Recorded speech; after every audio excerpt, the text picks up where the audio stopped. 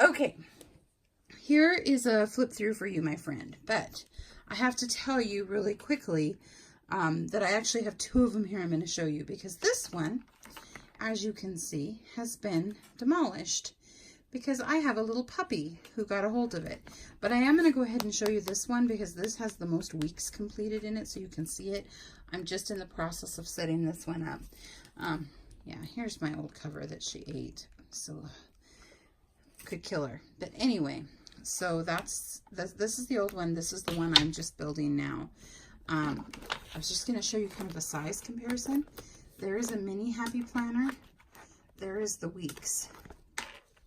When you put them side by side, my camera is not quite far enough away. Maybe if I do it this way, you can see. They're pretty much the same height. And then they're a little bit more narrow. It's kind of about the width of like a personal planner. Oop, shoot, bumped the camera. Okay, hold on. Okay, so this one, I made this cover for it. It's a jelly cover. And then there's the inside. I did a washi dashboard with Simply Gilded and Coffee Monster Co. Washi on the inside. Then it has, so this is your beginning. It has a year, the 3 years. It has the current year, the previous year, and then the following year. Current, previous, following. These are stickers because this is all written in Japanese. This block is a whole bunch of Japanese information. And this is a sticker kit that I used to cover that up. Then the next page is your year at a glance. These are really small. Look at my pointer finger in comparison to my finger, how small those columns are. But it would work to like mood track, like mark vacations, days off, something pretty simple though in here. And again, I used a sticker across the top to cover up some of the Japanese writing. But if you look, see the Japanese symbols that are on there instead of, I don't know what they're supposed to, what those are for, because your dates all run down the side. Then it has, this is the April start, and this is the regular weeks, not the mega weeks. And then it has a monthly calendar, and comparatively, these boxes are a little bit smaller than your mini happy planner, but they're close. They're real close. And then, so then those are 2 months that I have decorated. And then there's just a blank one that you can see. So it's got a place that you can write stuff extra on the side and on the bottom. And they are a Monday to Sunday month rather than a Sunday to Saturday month. And so then this has a year's worth of months. Actually, it has 13 months because it might even have 14. Nope. Okay. Then, yeah, it does. It has March to April, so it's 13 months. And then this is what the week version looks like. So it's similar to your Happy Planner in that you have your horizontal planning. But I think where it differs in that I find it really helpful is that it also can be vertically planned, because see these little grid boxes? See, this is about the size of a month in the mini Happy Planner, and the line carries over. So you could extend this all the way across, which would give you quite a bit more geography than your mini Happy Planner would. Or, and I'll show you how I've decorated. This one I don't have any months decorated or done in it, but I'll show you kind of how I've laid some of those out. So then you have, these are all week at a glance. There's no daily pages. And then once you get through all of this and get to the back here, then you have a notes section, which this notes section is designed to have an index that you can index out your notes section. And then it's just all grid paper for the notes through the back. But the grid paper does have, like, see how it has this more distinct, subtle one to make the columns. So anyway, that's what the blank one looks like. Let me real quickly show you the one that I had decorated with dog eat. So there I was marking some trips, some vacations, some different things in there. Didn't really like how this turned out, so in my new one I'll probably just use washing in here. And it's probably, these are about a 1/2 inch. So here's a month that I had decorated.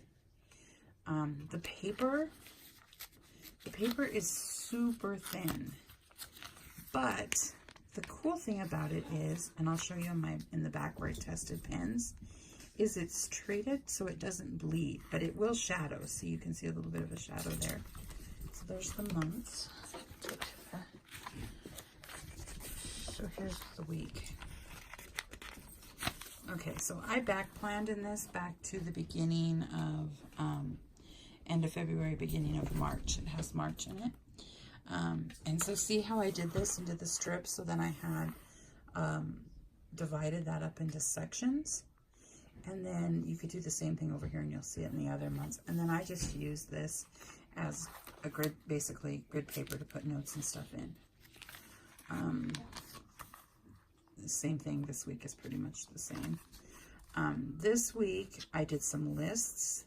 So then I had some lists over here that I kind of was working in columns, almost like a vertical, and my weather tracker, and then just little notes over there.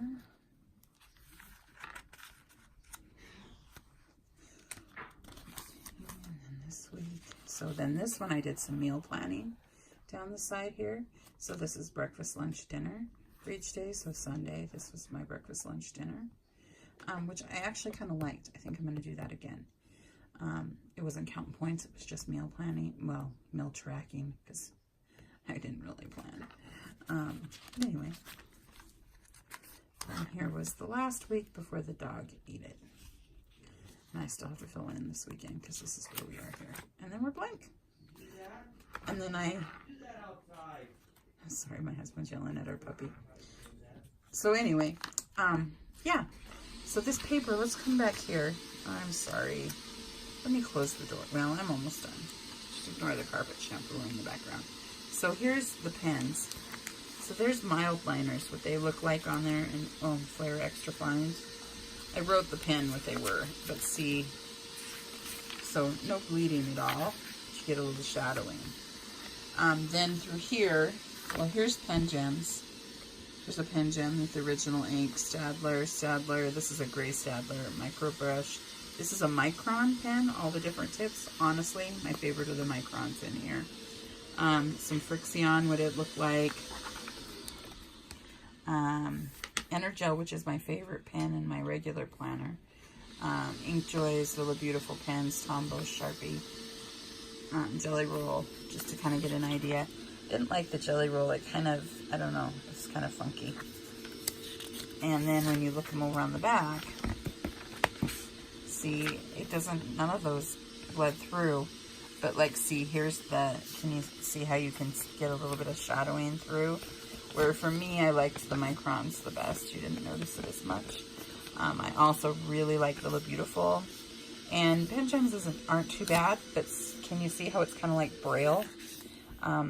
Anything that's ballpoint, I felt like you got kind of a Braille quality.